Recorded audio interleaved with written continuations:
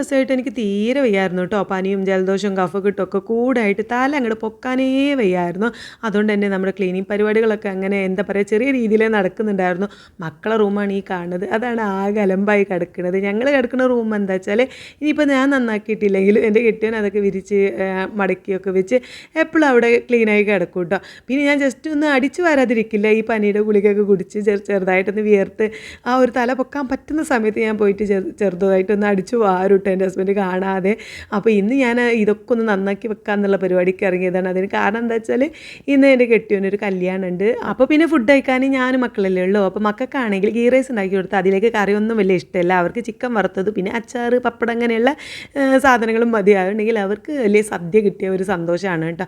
അപ്പോൾ അതുകൊണ്ട് തന്നെ നമുക്ക് ഗീ റൈസ് വെക്കാം. പിന്നെ ചിക്കൻ ഓൾറെഡി പൊരിക്കാൻ വേണ്ടിയിട്ട് ആ മസാലയൊക്കെ പുരട്ടി ഫ്രിഡ്ജിൽ വെച്ചിട്ടുണ്ട്. അപ്പോൾ അത് ആ സമയത്ത് കഴിക്കാവുന്ന സമയത്താണ് പൊരിച്ചെടുത്താൽ മതിയല്ലോ. അങ്ങനെ കുറച്ചൊരു പണികൾ കുറഞ്ഞൊരു ദിവസം ആയതുകൊണ്ട് തന്നെ ഞാൻ ഇതിന് നിന്നത്.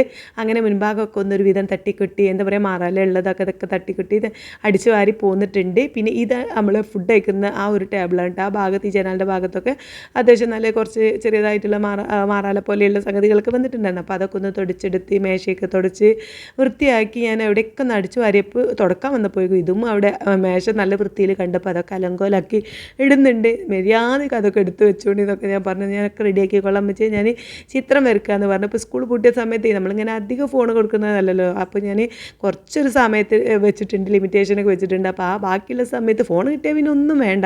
ഫോണില്ലാത്ത സമയത്ത് ഇതാ ഇങ്ങനെയുള്ള പരിപാടികളാണ് അവർക്കുള്ളത് കേട്ടോ.